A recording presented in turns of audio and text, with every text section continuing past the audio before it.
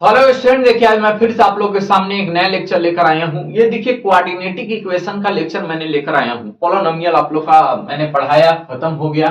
बहुत अच्छा लगा होगा, फील भी किए होंगे, बहुत अच्छे से कर पाए होंगे। आइए एक क्वेश्चन और करते हैं। कोऑर्डिनेटिक इक्वेशन का कॉन्सेप्ट समझते हैं। कोऑर्डिनेटिक इक्वेशन होता क्या है? यदि कोऑर्डिनेटिक इक्वेशन हमें कहीं भी चेक करना है तो मुझे क्या चेक करना होगा? कैसे हम पता करेंगे कि कोऑर्डिनेटिक इक्वेशन यही है?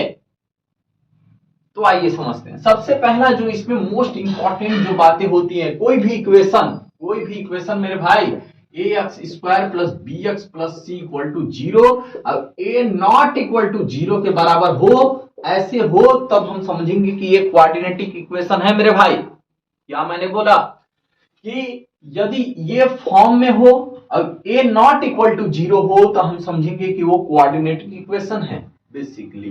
अब और बातें अब समझते हैं।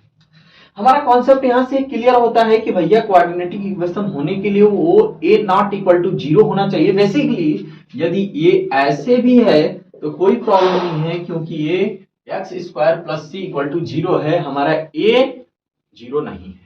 इतना बातें समझ में आया। जब इतना समझ में आ गया तो बाकी सारा काम, एक पॉलिनोमियल में भी हम लोग एक रूट्स जीरोस निकाला करते थे, यहाँ पे रूट्स निकालेंगे। वही जिस तरह से हम लोग पॉलिनोमियल में क्वेश्चन करते थे उसी तरह से हम इसको भी करेंगे। बोलो कोई दिक्कत है? नहीं है? आगे चलते हैं बाबू। सभी क्वेश्चन सेम तरह से हैं, सभी के सभी क्वेश्चन आप लगा पा रहे होंगे। हम कुछ क्वेश्चन इसमें से उठाते हैं, कुछ क्वेश्चन बताने की कोशिश करते हैं। हालांकि सभी क्वेश्चन एकदम इजी हैं। आप पूरा के पूरा क्वेश्चन को बहुत आसानी से क्या कर रहे होंगे, कर रहे होंगे। आइए, जैसे पहला क्वेश्चन क्या है, x square minus three x minus ten equal to zero है। इस क्वेश्चन को आखिर हम करेंगे कैसे, समझो बात। मल्टीप्लाई करने पे 10 आना चाहिए और घटाने पे 3 आना चाहिए। तो एक्स स्क्वायर और मल्टीप्लाई करने पे यानी 5 माइनस टू एक्स, यानी 5 और 2 को आप मल्टीप्लाई कर रहे होंगे तो क्या आ रहा होगा, 10 आ रहा होगा। और 5 और 2 को माइनस कर रहे होंगे तो क्या आ रहा होगा, 10 आ रहा होगा भैया। अब करो x square minus 5x plus 2x minus 10 equal to zero.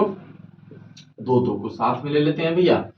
x common लिए, x minus five, two common लिया, x minus five equal to zero. x minus five हो जाएगा और x प्लस टू हो जाएगा equal to zero. If x minus five equal to zero तो x equal to five. फिर देखिए x plus two equal to zero तो x equal to minus two. इसी तरह से हमारा ये कोऑर्डिनेटिक इक्वेशन को आप यहाँ पे सॉल्व कर रहे होंगे, लेकिन ये तो आराम से कर लेंगे, यह भी आराम से। कुछ कुछ क्वेश्चन है, जैसे ये क्वेश्चन, ये सब रूट वाले क्वेश्चन है, जो कंफ्यूजन करने वाले क्वेश्चन है, उसको मैं बता देता हूँ। बाकी पहला, दूसरा, 7, 8 आप खुद से क्वेश्चन कर लीजिएगा, क्योंकि बहुत आसान है।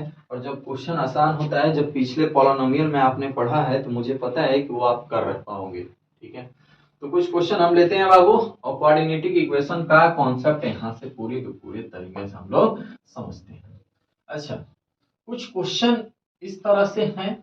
आइए कुछ बातें को बारीक से समझते हैं और इसे कॉन्सेप्ट पूरा का पूरा यहाँ से क्लियर करने की कोशिश करते हैं। देखिए तीसरा क्वेश्चन, तीसरा root two x square plus 7x plus 5 root two equal to zero. इसको कैसे करोगे यार? इस तरह के क्वेश्चन में ही बच्चों को सबसे ज्यादा कंफ्यूजन होता है। बट कंफ्यूजन होने की कोई बात नहीं है, आप बहुत आराम से इसको कर ले जाओगे। आओ समझते हैं। फर्स्ट और लास्ट, मैंने बोला है हमेशा कि फर्स्ट और लास्ट को मल्टीप्लाई कर लिया करो। बोलो तो 5 root two into root two, बोलो यार, तो 5 इंटू टू कितना हो जाएगा, 10। यानी मल्टीप्लाई करने पे 10 आना चाहिए और जोड़ने पे तुम्हारा 7 आना चाहिए। बोलो मेरा दोस्त क्या होगा, रूट टू एक्स स्क्वायर, यहाँ पे 5 प्लस टू लिख लें क्या यार, हाँ 5 और 2 10, 5 इंटू टू करोगे तो 10 आएगा, और 5 प्लस टू कितना होगा बाबू, 7 होगा।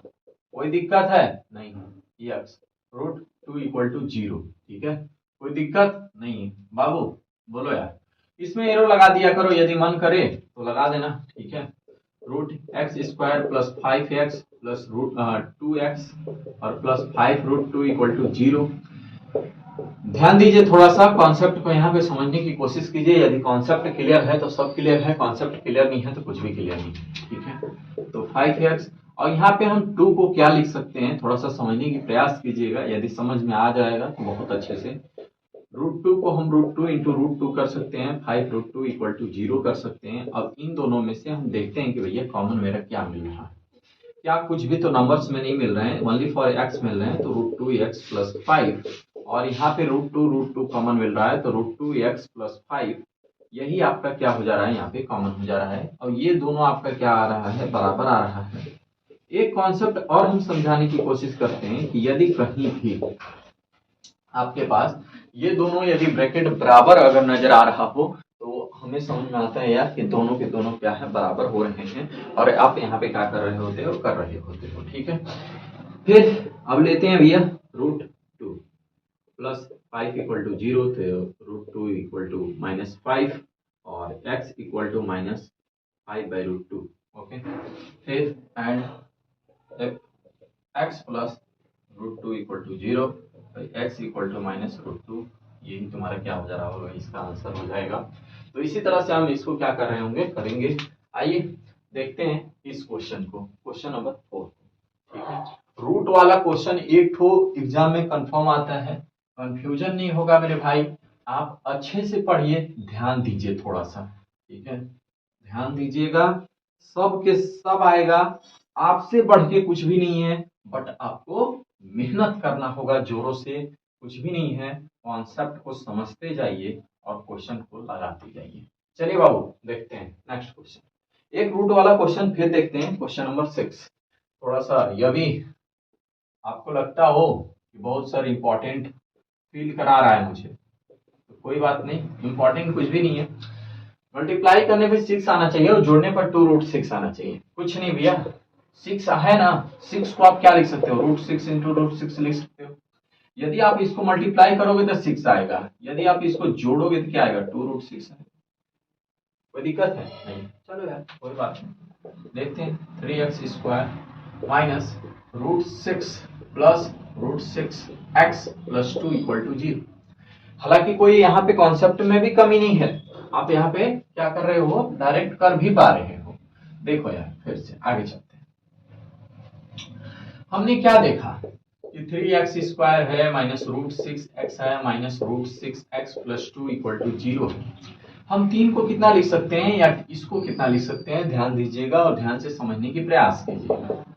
3 को क्या लिख सकते हैं, √3 इंटू √3 लिख सकते हैं x², और 6 को क्या लिख सकते हैं, √2 इंटू √3, और इसको क्या लिख सकते हैं, √2, x मत छोड़ो मेरे भाई, √2 √3, और यहाँ पे √2 इंटू √2 इक्वल टू 0। दोनों में मिला लो यार, बोलो क्या होगा, बताओ। √3x कॉमन है, वाली √3x कॉमन है, तो यहाँ पे क्या होगा, √3x माइनस √2 हो जाएगा, और यहाँ पे माइनस √2 कॉमन ले लीजिए, तो minus √3x minus √2 equal to 0 आ जाएगा। क्या आप देख पा रहे हैं दोनों में, दोनों इक्वल हो रहा है, हाँ सर हो रहा है, माइनस √2, और फिर बताइए √3x minus √2 equal to 0। If बाबू if √3x minus √2 equal to 0, तो √3 इक्वल टू √2, तो x इक्वल टू क्या हो जाएगा, √2/√3। फिर एंड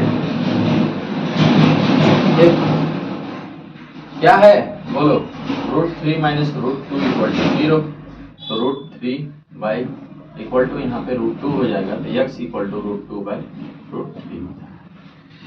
तो क्या कॉन्सेप्ट यहाँ पे भी क्लियर है कि दोनों के दोनों सर कुछ इक्वल सा आ रहे हैं। आइए नेक्स्ट क्वेश्चन देखते हैं।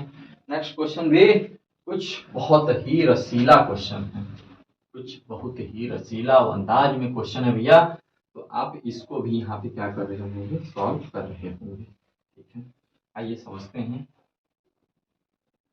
आइए समझते हैं, इस क्वेश्चन को भी लगाने का प्रयास करते हैं। ठीक है बाबू, बोलो, चलो बोलो क्वेश्चन नंबर, इसको चेक करते हैं पहले 4th को। यदि कभी भी आपके पास, यदि कभी भी, देखिए कंफ्यूजन बच्चों की क्या होती है, कि सर इस तरह का कभी क्वेश्चन आपके सामने दे दे तो इसमें हबड़ाना किस बात की सर, हम क्यों इसमें लगे कि अरे ये तो बहुत बड़ा क्वेश्चन दे दिया। नहीं यार, कुछ भी नहीं दिया, कुछ भी नहीं दिया,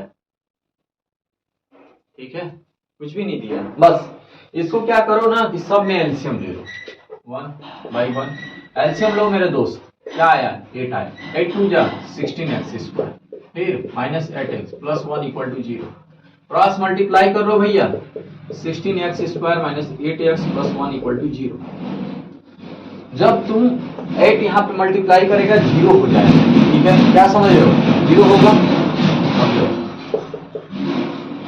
मल्टीप्लाई करने पे 16 आना चाहिए, जोड़ने पे 8 आना चाहिए। बोलो यार, ये सब चीजें तो तुम्हारे दिमाग में धस जाना चाहिए यार, फटाफट बोलते के साथ दिमाग में आ जाना चाहिए। 4 + 4 16x² - 4x - 4x + 1 = 0। बोलो मेरे भैया, इसको इसमें से क्या कॉमन है, 4x, तो 4x - 1 - 1 4x - 1 = 0, तो 4x - 1 और 4x - 1 = 0, ठीक है, कोई दिक्कत है नहीं। फिर वही कर लीजिए, बोलिए, इफ 4x - 1 = 0 तो 4x = 1, तो x = 1/4। फिर बोलो, एंड इफ, बताइए, 4x - 1 = 0 तो 4x = 1, तो x = 1/4। एक चीज और समझिएगा, हमने सभी क्वेश्चन तो यहाँ पे बता दे रहा है, कोई बात नहीं, चलिए आप तो कर भी रहे होंगे हालांकि, और आपका कॉन्सेप्ट भी क्लियर होते जा रहा होगा। कि कोई दिक्कत है, कोई दिक्कत होगा तो बताइएगा भैया। कॉन्सेप्ट का क्लियर होना बहुत जरूरी है, कुछ क्लियर हो या ना हो, कॉन्सेप्ट क्लियर होना ही होगा। कॉन्सेप्ट का क्लियर, क्या मैंने बोला, कुछ क्लियर हो या ना हो, कॉन्सेप्ट का क्लियर होना ही पड़ेगा। ओके, चलिए एक क्वेश्चन और लेते हैं मेरे भाई। 80 कहां से तो आ गया है, बट कोई बात नहीं। हाँ, 5 क्वेश्चन देखते हैं। Question number 100x² - 20x + 1 = 0। ठीक है, इस क्वेश्चन को आप खुद से करो। मल्टीप्लाई करने पे 100 आना चाहिए और जोड़ने पे 20, तो 10 + 10, ठीक है, बाकी तो सॉल्व हो ही जाएगा। आइए समझते हैं। ये तो मैंने 4.2 का क्वेश्चन कराया कि देखिए जी इस तरह के क्वेश्चन भी होते हैं, यही है ना, 4.2 है ना आपका, ये मेरे भैया। इसमें हमें ये बताना है कि क्या ये कोऑर्डिनेटिक इक्वेशन है, क्या ये कोऑर्डिनेटिक इक्वेशन है। कैसे चेक करोगे, कुछ मत करना, बस इसको पहले चेक कर लेना कि ये x² + bx + c के फॉर्म में है कि नहीं। यदि इस फॉर्म में है तो ये कोऑर्डिनेटिक इक्वेशन है, यदि इस फॉर्म में नहीं है तो कोऑर्डिनेटिक इक्वेशन नहीं है। ओके, आइए समझिए, फिर से बोलिए, x + 1 का होल स्क्वायर 2 से मल्टीप्लाई कर लो मेरे भाई, 2x - 6, 2x - 6। बोलो यार, x² + 1 + 2x = 2x - 6, 2x से 2x कट जा रहा है, बताओ, x² + 1 + 6 = 0, x² + 7 = 0, यही तुम्हारा क्या एक कोऑर्डिनेटिक इक्वेशन है। हाँ यार है, क्योंकि x के स्क्वायर वाला टर्म तो आ जा रहा है, तो ये कोऑर्डिनेटिक इक्वेशन है। फिर से देखो, x - 2 x + 1, फिर x - 1 और x - +3। फिर समझो, क्या ये कोऑर्डिनेटिक इक्वेशन, हमें इसको चेक करना है। फर्स्ट को इसको मल्टीप्लाई करो, ये दोनों को, बताओ, x के स्क्वायर + 1x, फिर -2x और फिर -2 = x का दोनों में मल्टीप्लाई करो, x² + 3x -x और -3, x² से x² कट जा रहा है, यहाँ पे क्या होगा, -x -2, यहाँ पे क्या होगा, 2x - 3। कुछ और भी कट रहे हैं क्या साहब, देखिए, तो -x तो पहले से है, -2 है, -2 है और प्लस यहाँ पे 3 हो जाएगा, बताओ, तो -3x + 1 = 0। हाँ, अब क्या ये कोऑर्डिनेटिक इक्वेशन है, तो कोऑर्डिनेटिक इक्वेशन नहीं है, क्यों, क्योंकि ये मेरा इस फॉर्म में तो बना ही नहीं। जब ये फॉर्म नहीं है, जब देख रहे हो ये ≠ 0 हो जा रहा है, ये तुम्हारा ये 0 के बराबर हो जा रहा है। तो जब भी 0 के बराबर हो तो ये क्वाड्रेटिक इक्वेशन कभी भी हो नहीं सकता। बाकी के सभी क्वेश्चन हम नेक्स्ट वीडियो में देखेंगे, रूट्स निकालना सीखेंगे, इक्वेशन का नेचर निकालना सीखेंगे कि क्या होता है। फिर नेक्स्ट वीडियो में मिलते हैं, तब तक के लिए ओके भाई, इतना जरूर कीजिएगा।